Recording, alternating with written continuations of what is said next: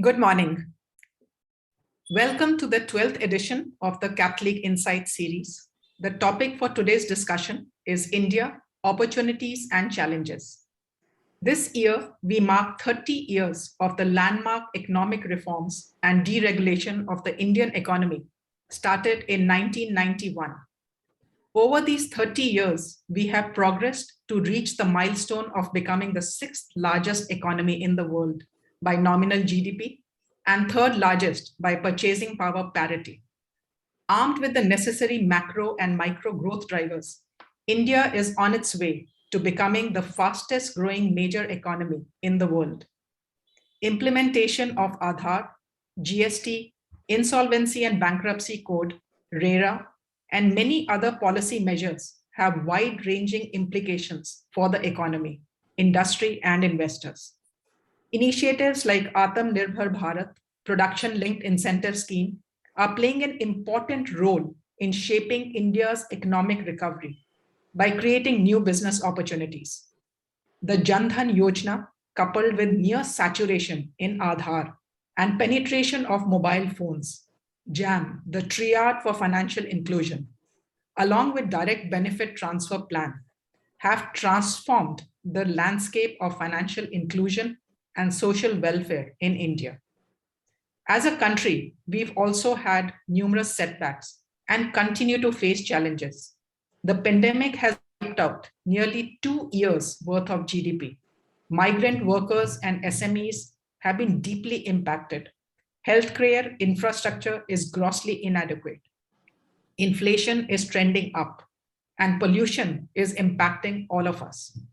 At this juncture, as a country, we have many opportunities which, harnessed appropriately, can become growth multipliers. And at the same time, we face challenges that need to be navigated carefully. To give us insights into India, opportunities, and challenges, we have with us today S. Naren, CIO, ICICI Prudential Mutual Fund. Naren is an industry veteran with nearly 30 years of experience in fund management through multiple market cycles. Thank you for joining us today, Naren. Welcome to the session. Before I hand over to you, Naren, I'd just like to mention to our guests that we shall have a 15-minute Q&A towards the end. Please type your questions in the Q&A section at the bottom of your screens and address it to the panelists. Over to you, Naren. Welcome to all of you. Thank you, Sapna, for giving me this opportunity to speak to your customers. Let me first wish everyone a very happy, healthy, and prosperous 2022. And I hope that Omicron neither becomes big nor does it become serious. If you had asked me a month or two back, I thought that COVID is dead and dusted. And, when I went for my Diwali vacation, I really thought it's done and dusted. Everyone, wherever I went, also behaved that COVID is done and dusted. And I was thinking it's over. And that's unfortunately the situation. When you see the numbers in UK, for example, you really worry again. So I'm just hoping that we all have a healthy, happy and prosperous 2022 and we don't go through again stress like what we had. Particularly in North, I think in 2021, April, May, it was really bad. So I hope we have a very pleasant 2022 and not like what happened in April, May. So I think you've given me a very interesting, positive topic,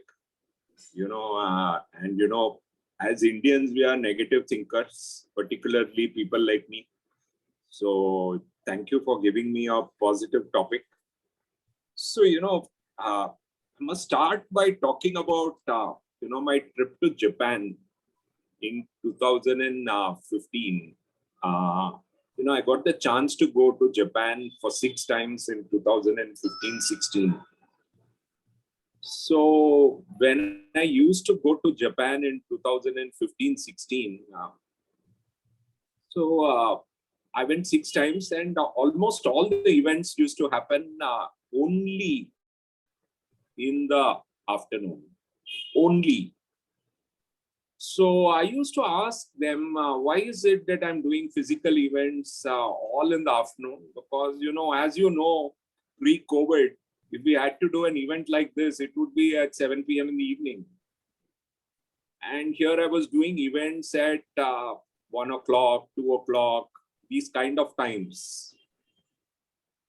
So on the second day of the trip, I asked someone who spoke English, why is it that we're doing all these events at 1 o'clock and 2 o'clock in the afternoon? He said, just look at the weighted average of the participants. So I said, what? I just looked around and then I looked at it and found that the weighted average of the participants would be maybe 80s. So he said, that's the reason. So he said that the weighted average age of the participants you're speaking to are in 80s. So we can't do an event at 8 p.m. in the night. We don't do events at 8 p.m. in the night because the weighted average age of the participant is 80s. So he said, I must tell you one or two more interesting things. So he said, can you tell me how many schools are we building each month or each year? So I told him maybe 10, 15. He said, we break down 1,000 schools a year, minimum. So he said, do you know that we have to break down 1,000 schools a year? So then he said, do you know one more thing? How many houses do we build every year? I said, maybe 50,000 houses. He said, no, we break down houses in lakhs every year. Because population is declining at that pace, that if you don't break down schools and you don't break down houses, what would you do? Because population is degrowing. He said, why do I invite you from India every year? Because we have no choice but to invest in India. Because your demographics is fantastic. Think what is happening to our population every year. Have you realized that every year our population is degrowing by almost 5 to 10 lakh people? So we have to break down schools, we have to break down houses, and the weighted average age of the population whom I'm speaking to is above 80s. So I think, one of the biggest opportunities which you realize when you visit Japan, and you'll be surprised, we got a lot of money from Taiwan, which is the same story. We have got some money from Korea, which is the same story. Is coming out of demographics. And India is one of the most powerful demographics over a period of time in the next 20, 30 years, that itself has shown that it helps financial markets. And, I'm used to thinking in my childhood that demographics is a problem. But when I visited Japan and Taiwan, I realized that demographics can be a positive. Yeah. And that was one big opportunity which people don't think about. And you have to visit these countries to know, why is it India is so popular as an investment destination? The second thing which clearly we have to think about is that what happened, I passed out of IIT in 1987. And at that point of time, everyone had to leave Chennai to go out of the country or go to Bombay or go to Delhi or some other place. But the way education has changed, and there has been so many software jobs created in the South, that today the inverse has happened. Educated people leave UP and go to Bangalore. Educated people leave Bihar and go to Bangalore. That this whole concept of, digital leading to software jobs has actually led to such a big boom. And, I met a very, very big private equity head recently. So when we were talking to him, he said that, if you require 2,000 engineers specializing in the latest software, like let's say Python or something like that, I don't even know that software. So he said they did a work in their private equity firm, and then said, if you want to recruit 2,000 people specializing in the latest software, which can be the language, said that you have no choice but to come to India.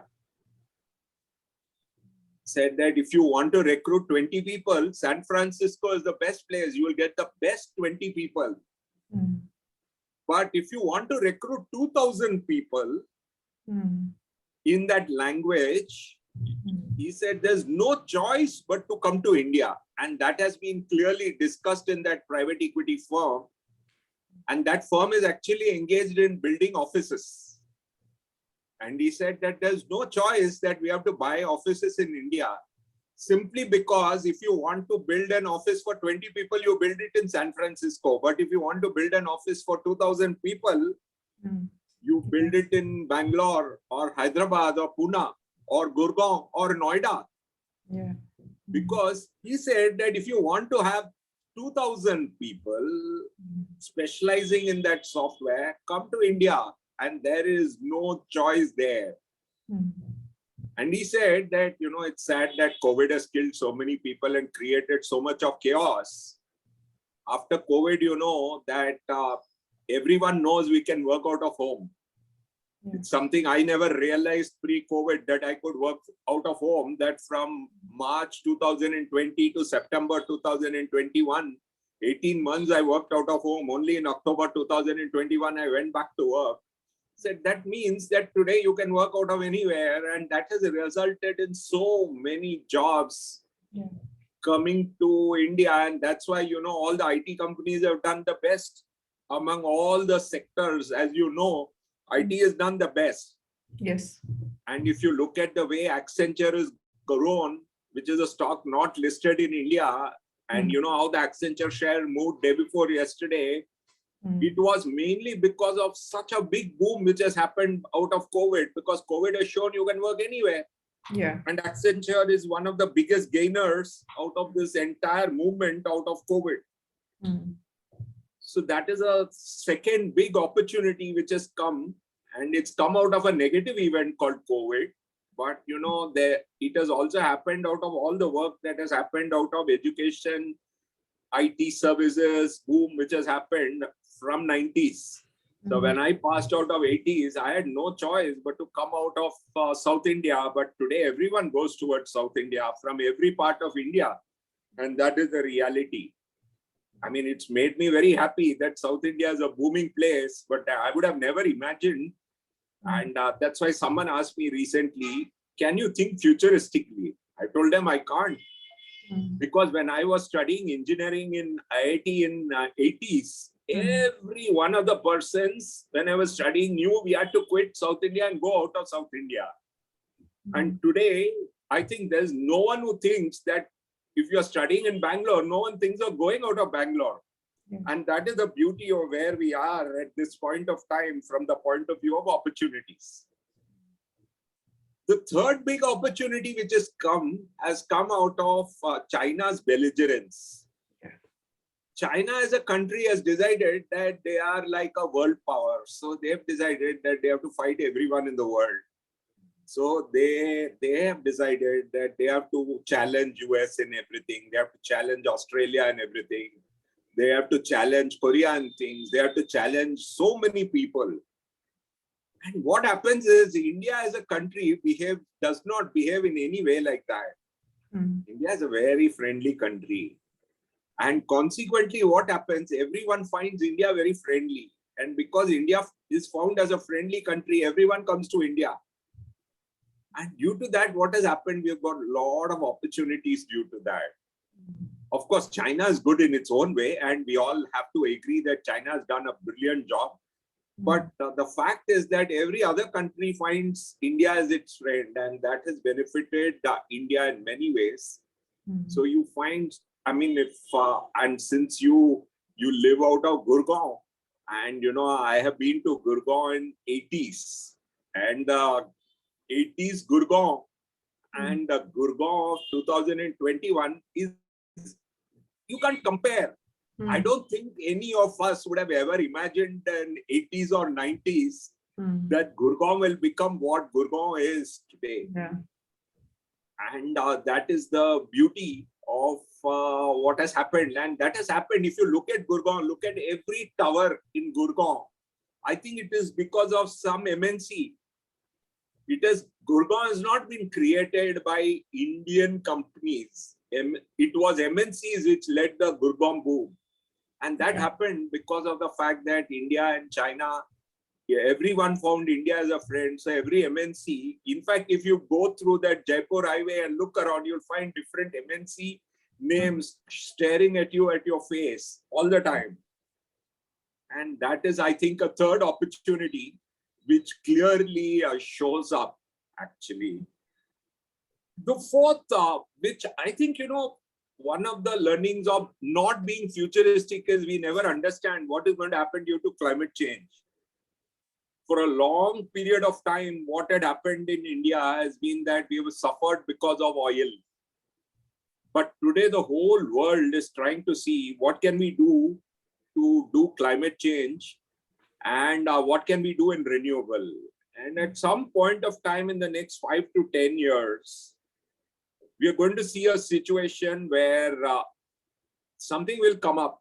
What comes up, whether nuclear fusion comes up, does battery technology improve?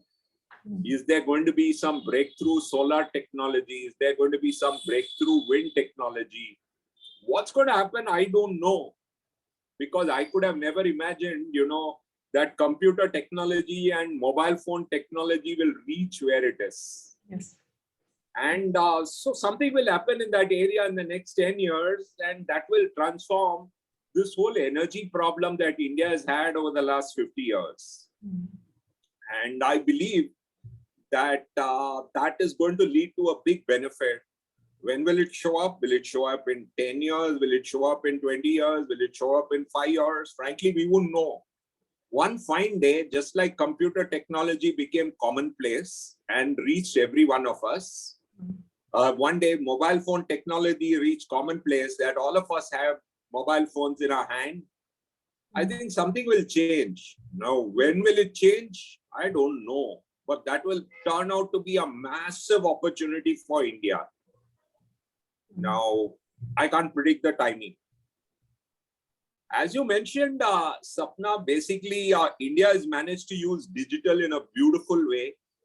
So if you look at it, while COVID had these issues in April, May, all of us have our COVID app. All of us show our COVID app that we are double vaccinated. Yeah. Or if you look at most of the other countries, they don't even have a COVID app. Yes. If you look at what we have managed, like I keep telling people, I've been working in ICICI mutual fund for 17 years. In the first year, suppose I'm sitting in Indore, I could not have invested in mutual funds. Yes. But now, if I'm sitting in Indore at 1 o'clock in the afternoon, I can do a simple mutual fund application through a digital app very easily. Even and NRIs. Even NRIs. And that has happened primarily because of all the work done through UPI, through digital apps, through technology, through whatever has happened in the payment space, made our payments so easy that today you're sitting at home during COVID has not prevented you from doing business. Yes. Today, you can onboard most of your customers online. You can get money from them online instead of having to send a person to their house to collect a check. And the moment you're moved out of this business of having to collect check from a person, what happens that at 1 o'clock, if yesterday the market fell and you wanted an investor to invest, at 1:30, you can tell that person, do this electronically, let's get today's NAV. Yes. This was just not possible 10 years back or even maybe 5 years back smoothly.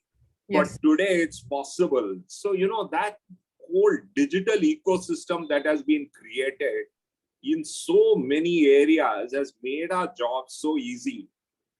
So when I tell my colleagues that 30 years back, I used to spend 2 hours paying a telephone bill, 2 hours paying booking a ticket for my train tickets.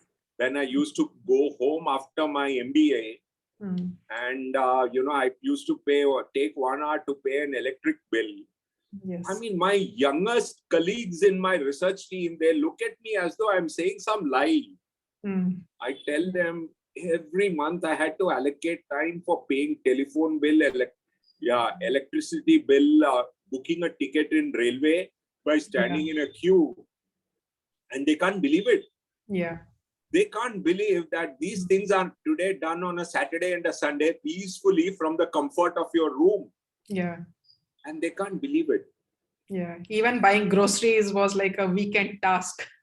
But that at least was a more pleasurable task. Imagine standing in a queue and 1 to 1:30, the railway used to go for a lunch, and if by chance you were stuck in that queue at 12:57 and your turn didn't come, you had to wait for that half an hour for lunch. Yes. And all these things we have done, and my younger colleagues just can't understand we spend time on such things. They just cannot understand. Yeah. So along with that, you mentioned a number of things like RERA.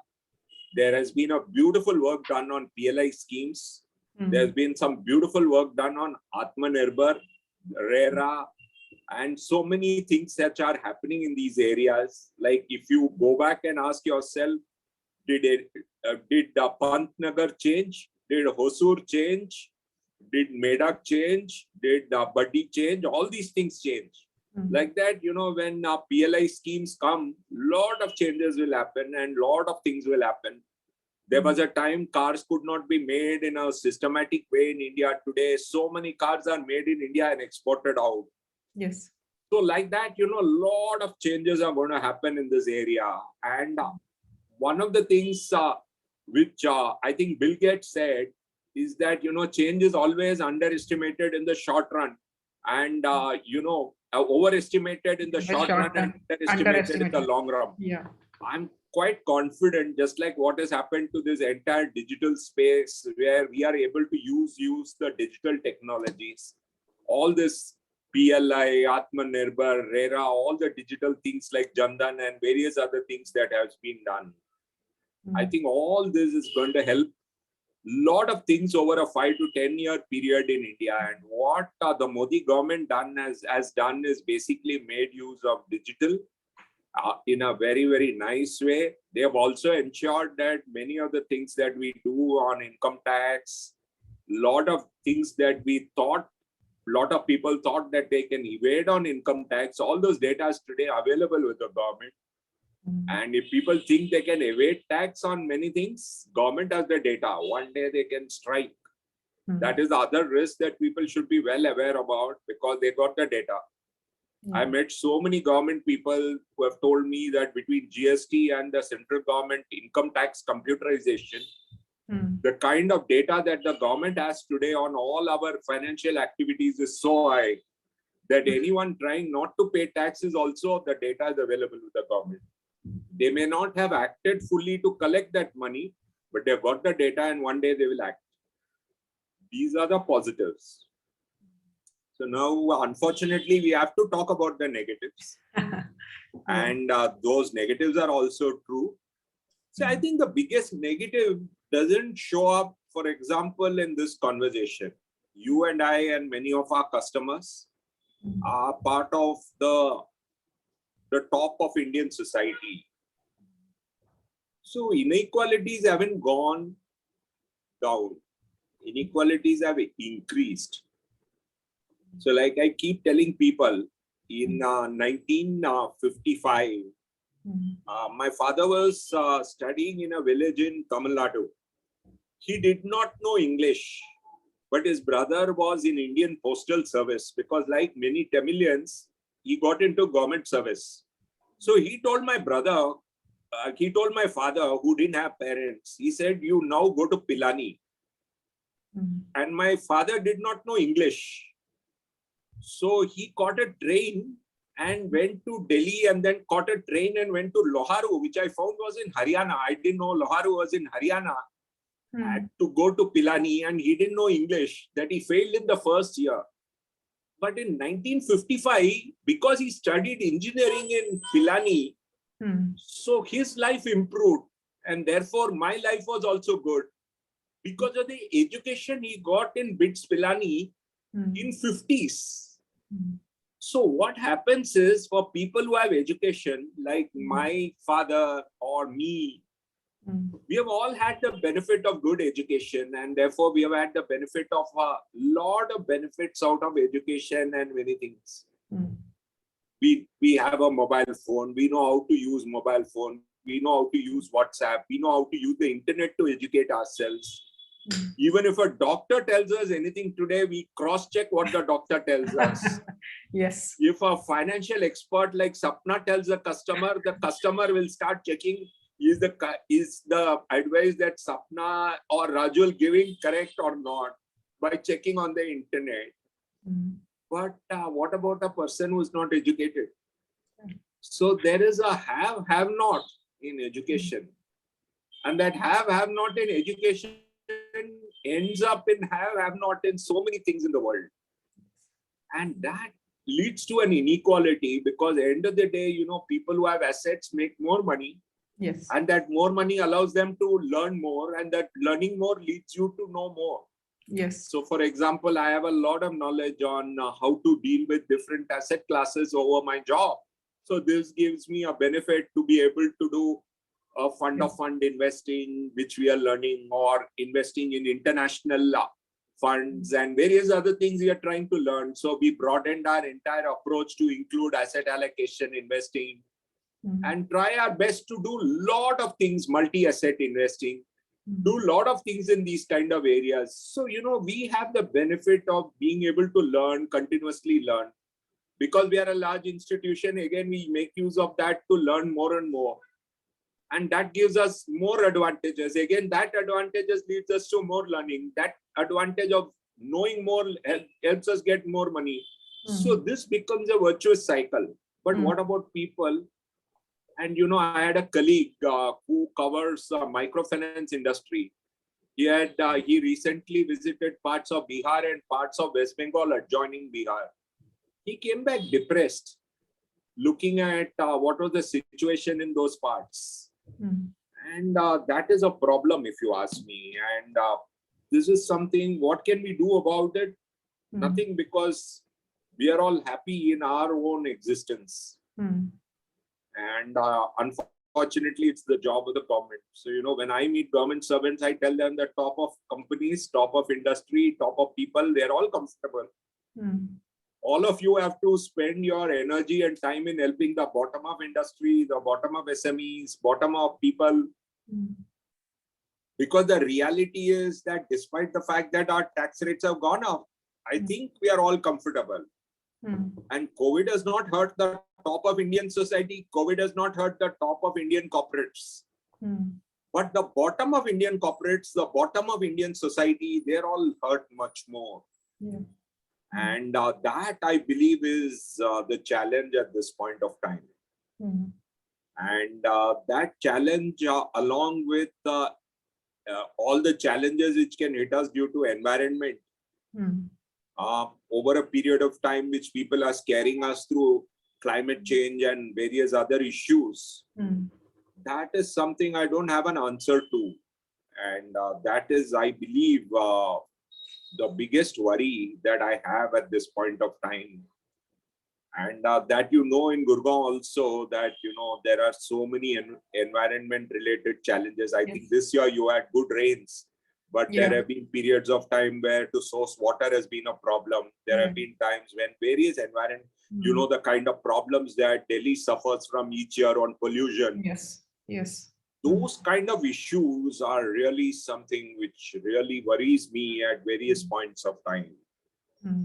And the fact that across the world, inequality, education related inequality, people who have assets making more and more money and people who don't have assets not making money has worried me a lot. And even in India, the kind of problems that parts of Bihar, the weaker parts of West Bengal, some parts of Uttar Pradesh having problems, that worries me a lot. Since I hail from South, I feel that South is in much better shape in these areas. and I don't worry so much. I really worry about what are the environment related issues we may have in the next 10 years. And that is the second I really worry about. These are two things I really worry about from the challenges point of view. And modern world, we hardly have time for many things. We got stuck. Although modern world seems to have made a lot of things easy, we don't seem to have time. And I used to think, okay, now I'm working from home, so I will have more time. But actually working from home meant I work 14 hours a day. Yeah. And that's what really happened in this working from home. So, there was no discontinuity. So from the time I got up till the time I went to sleep, I was working. Yes. I used to think that working from home meant I would work lesser, but that never happened for me. And those are problems that I would say these are not concerns of society. I think the concerns that are there because, there's a work-life balance gets blurred in this kind of frameworks that have happened after COVID. Is that good for the customer? Yeah, maybe it's good for the customer. That they are now used to calling at 9:30 p.m. and getting a response on anything. But what you gain as a customer is different from what you gain as a producer. I think as producers, we have our own challenges, but as customers, we are continuously gaining. Is my view from the day I have started working in 1989, which is 32 and a half years back to today. And I've been very happy with the way financial system has become more and more efficient from 1989 to 2021, and the shape that regulation has happened in financial services, which is pro-customer. Yes. So this is broadly what I wanted to convey. I'm happy to take up questions. Sapna, you told me don't focus too much on other things. So I have stayed with my mandate that you gave me. So when we talk of challenges, COVID threw up the fact that our health infrastructure is grossly inadequate. So when we talk of infrastructure in a country, they are, immediate what comes to mind is the roads and the bridges, but there are also the issues of infrastructure for education, infrastructure for health.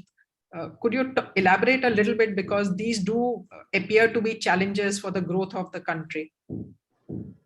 Yeah, these are big challenges, Sapna, and there are no solutions, easy solutions. See, we have not created enough doctors. We have not created enough healthcare professionals. We don't have a situation where we can create nurses easily. Some of our best nurses also go out of the country. So I think we are going to have a continuous problem, and I think regulations are required which help creation of much more healthcare professionals in this country, much more healthcare infrastructure in this country. All this is required. Whether it will get created in a hurry or not, I do not know. And I'm really worried about it. And I don't think, luckily what happened was we had these brilliant vaccine companies like Serum. And they were, over the last 15 years, along with IT services industry, we created a very good manufacturing base for generic drugs. And that helped us that we have a very, very strong company like Serum in this country. So when COVID struck, the ability to produce vaccines was very, very good. And we have had a historic culture of being able to do vaccines in a big way. That helped us a lot compared to most of the other countries in the world. But the basic healthcare infrastructure in the form of hospitals and all that, unfortunately, I don't think it can be improved overnight. But even the regulations which help creation of more number of hospitals, more number of medical professionals in the form of doctors, in the form of paramedical professionals, in the form of nurses and other support systems, even that is, I think, going to take a decade. It's not going to happen overnight. I have a classmate of mine in IIM Calcutta who's there in Orissa. He told me that in the last 3 months, whatever applications he made for creating paramedical infrastructure to create students for paramedical infrastructure. All those applications got approved in very, very quick time. So that is a positive, but it will still take for him also to build those colleges and create those professionals another 5 years. Right, right. Okay, so heartening to know at least groundwork is started and the government is giving approvals quickly. So you spoke about this issue. Obviously, demographics is both an opportunity and a challenge. And this bottom of the pyramid that needs to be pulled up, the inequality. So the same analogy I'd like to take it to the industry, right? So obviously, in the last few years, we see the likes of a HDFC Bank or a ITC or a the top end companies have grown much, but there's this entire bottom of the industry pyramid, which ever since demonetization, something or the other is hitting them, demonetization, GST, and so on.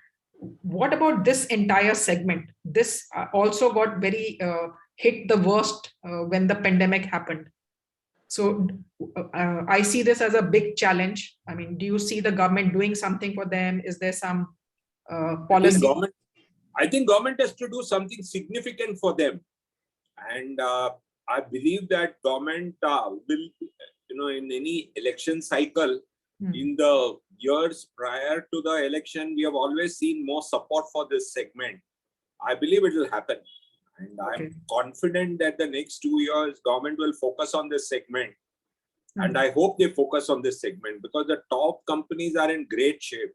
And any support that has to be given, like the ECLGS scheme that was started last year, which is like a backstop guarantee given to banks for lending to this segment, was a fantastic scheme. I think more is needed. They have to think about what else can be given to this segment. And I believe that if you don't give more to this segment, we are headed for deep trouble. And I believe it will be done. I'm hoping it will be done. And I think we all have to support the government if they give incentives to this segment. Luckily, this government does not have this concept like, we used to have this Janardar Pujari who used to talk about, just not paying bank loans way back. They don't have this culture. So I think this model where you incentivize repayment, incentivize formalization, there has to be a model like that. And I believe that the government will come up with some models like that. Right. In the last few decades, so same, if I look back from the time when I started my career, one of the things that always used to be talked about as the thing pulling down the growth of our country was the parallel economy, the level of corruption that is there. Now, in the last few years, there's significant amount of steps that the government has taken, like you're mentioning, the data that they have collected, which is trying to control. But when you talk to industrialists, when you talk to people around the country, are you getting the sense that the parallel economy is decreasing? There is a bigger control on it? See, we are seeing that, if so many things that you do has become easy, that is good. Okay. Today, for example, for you to get a credit card is easy. For you to pay a bill is easy. To do a lot of things in this country is easy. Whether corruption has gone down or not, we will not discuss. But I'm saying what I believe is even today, there are a lot of areas in the real estate chain which is still corrupt. But I would say that a lot of things have been made easy. Right. And a lot of things have been, what the government believes is that only by doing anything digitally, you can reduce corruption. So if the CoWIN app had not come and you had to go to a government department to get your vaccination certificate, then that would have led to corruption. Yes. So what the government believes, and I think Mr. Narendra Modi is very clear about it, is that only way this government can see lower corruption is move everything digital. So I think that they have done very, very well. BJP government has done that try to do everything digitally. Yes. So as long as you are able to do things digitally, corruption can go down. But if you need to go to a government department to get a policy, let's say if you need to go to a government department to get a plan approved to construct, that does not reduce corruption. Yes. Yes. Yeah. But if by doing online you can get if you can get an approval done, then that will lead to lower corruption. Right. That's how we see it. So what happens for us is, for let's say out of 100 activities, 60 have been put digitally, Yes. ensuring we don't have to deal with corruption. Right. There are still some 20, 30, 40 activities which require going to the government, then that is corruption. Right. Then there are areas like, if you go and think yourself, you'll find that you don't have to deal with a government bank necessarily. You don't need to deal with a government insurance company. You don't need to deal with a government mutual fund. So all those things have also become online. Yes. So then if you look at government, if you look at how you pay income tax, that has been made online. Yes. If you look at how you file a return, that has been made online. If you look at how a scrutiny happens, that has been made online. So government is clear. As long as provision of services is digital, everything is digital, you can reduce corruption. Right. The moment you bring a human interface in, corruption comes in. Right. And I think that they have done it brilliantly. Yes. For example, I drove down 500 kilometers around Diwali. Just look at how that e-tax services of NHAI works. No? Yes. So pleasurable at this point of time. You don't have to give money. It just automatically debits. Yes. It's such a pleasure, you don't need to bother. It automatically debits and you just go through that. It's such a pleasurable experience. Yes. So I believe, and just imagine what kind of reduced leakages must be happening on that toll system also. Yes. So I believe the e-way bill must be another beautiful way. So I believe all these things are happening at this point of time. Yeah. So you've covered number of opportunities and challenges. And of course, these are very long-term things which we see evolving in our country. So given your views on the growth and the challenges, what are the implications for investors? So if somebody is looking at investing with a 5 to 7 year time horizon, how do you see the investing landscape in India?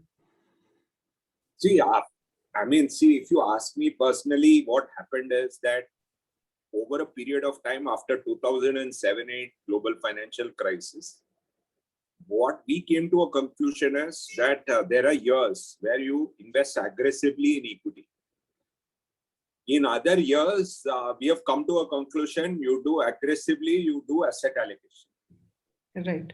So for asset allocation, we have created very, very innovative solutions, as you know, like multi-asset, balanced advantage. We are now creating even a product which is only investing passively in multi-asset.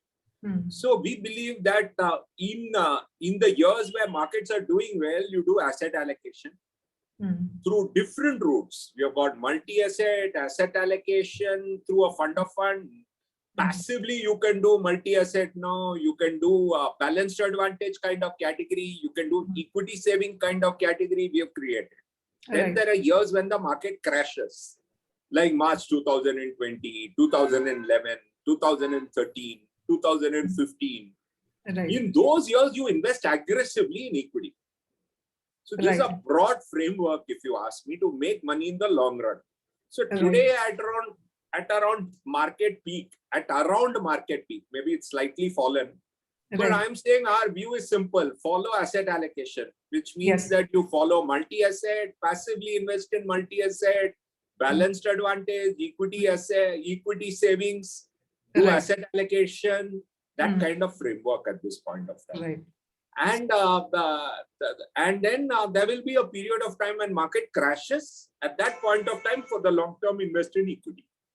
Right. Right. And once in 3-4 years, market will crash. Yes. So I believe that those 3-4 years, once when the market crashes, at that point of time, you gather the guts and invest aggressively. Right. And people think that Naren is a bear. My colleagues also sometimes think. But the reality is that once in 3-4 years, you get that opportunity. In March 2020, you can come and check our interviews. We have come and told people, invest aggressively in equity today. In 2015-16, when China went through a crisis, we have come and told people, invest aggressively in equity today. In 2013, when there was a taper tantrum, we have gone and told people, invest aggressively in equity today. Right. In 2011, when Europe went through a crisis, we told people when you can invest aggressively in equity today. There were only 4 such phases. So basically the outlook on the long term, we see growth in India. Every time we see a dip, we go aggressive, and these cycles are now getting shorter. Yeah. Cycles which earlier we used to talk about 8-10 years, now we are talking in terms of like 4 years, 5 years. Structurally, India is a good market, but why do we have to invest at all-time high? We invest on a good correction. That's all I'm saying. Aggressively on a good correction. Right. You invest in normal times. In a big correction, invest aggressively. This is our base framework. Right. So we have created products like Booster STP, which automatically ensure that you invest on a big correction. Right. So from an investment point of view, obviously I have to touch upon inflation. RBI is of the view that this is transitory. However, real returns now for investors are at a historical low. So what to your mind should a debt investor look at? What are the alternatives, particularly for retirees? Any suggestions? We are big believers only in multi-asset investing right now, because debt is I would say this problem which you mentioned is a serious problem across the world and in India. Right. So follow a multi-asset approach to investing today. I don't think permanently debt will be a bad asset class. But there will be a different point of time when debt will become a good asset class. At that point of time, we can tell you. But today, it appears that multi-asset is a better way to invest in debt than debt. But 2 years from now, I think you'll get a better time to invest in debt for the long term. That's how I think about it. Right. So very recently, the US Fed announced its monetary policy. It's indicated 3 rate hikes next year. So what is the likely impact of this for India? Are Indian macros fundamentally strong to deal with the uncertainty? Indian macros are fine, but that is different from Indian markets being fine. Okay. I think Indian macro is absolutely fine. We are not in 2013. If you want to know how macro can get hurt, look at Turkey. I would request you to look at Turkey and tell how countries can be if their macro is not fine. Indian macro is 100% fine. But that doesn't mean Indian market needs to be fine. Indian markets can correct if central bank like US continues to be hawkish. I'm not saying they need to fall every day, but I'm saying that market can still correct from here if if US central bank is hawkish. Right. So, you touched upon a number of government initiatives, policies, lots have been done. But are there 1 or 2 that come to your mind, which can be the real game changers, which can like put our growth trajectory in a different orbit?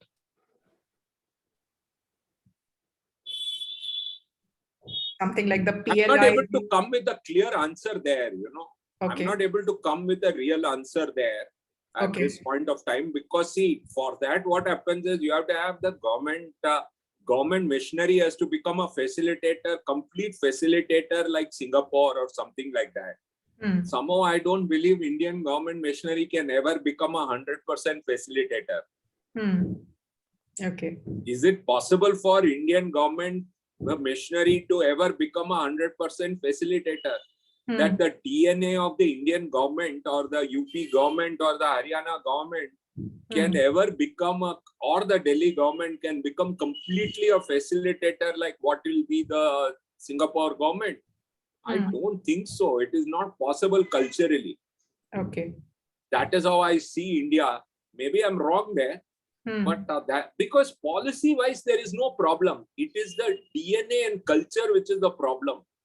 Okay. See, if for example, if Gurgaon's, let's say Gurgaon or Noida, your ability to get a building approval, if it can be made done in 4 days, what will happen to construction activity in Gurgaon and Noida? It will just explode.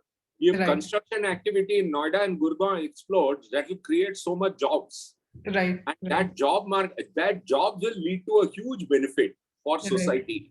Right. But will it ever happen that Gurgaon and Noida construction approvals will take only 4 days and that occupation certificate will be only 4 days? and rules will be created in construction, which is so clear and so transparent that anything can be understood and everything will be clean, that if you want to violate it, you just pay something extra and violate it, rather than have endless debate on how it can be violated. Right, right. So again, digital can leapfrog the culture issue. Yeah. So we touched on the US Fed. The other big player in the global economy is obviously China. Now, for quite a few years, China exported deflation through its cheap goods. And now, we are seeing that can it export inflation as its mega factories are increasing prices across the board, passing on higher input costs, tariff hikes. What's your perspective on this? It can, but China is in a different part of its economic cycle.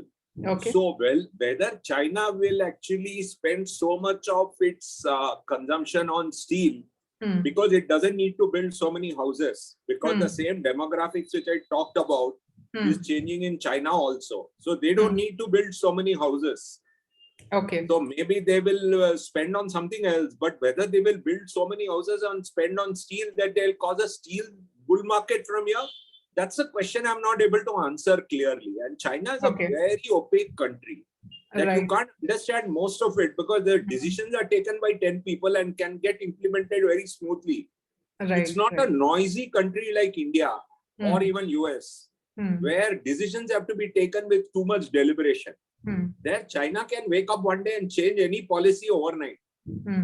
So I believe China is very difficult to implement, but Chinese market today is very attractive. So I have been recommending China through the Global Advantage Fund of Fund. We've been recommending, because Chinese market has become very attractive, even though it has corrected significantly.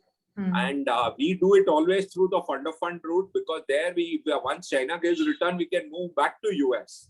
But right now, China looks tactically. If you invest only in China, it's a problem, because China never delivers returns in the long run. Right. So this has been our view. Coming back to the Indian economy, so in the last few quarters, you're seeing the credit offtake improving in the banking system. Are you seeing the demand pick up consistently in the economy? No.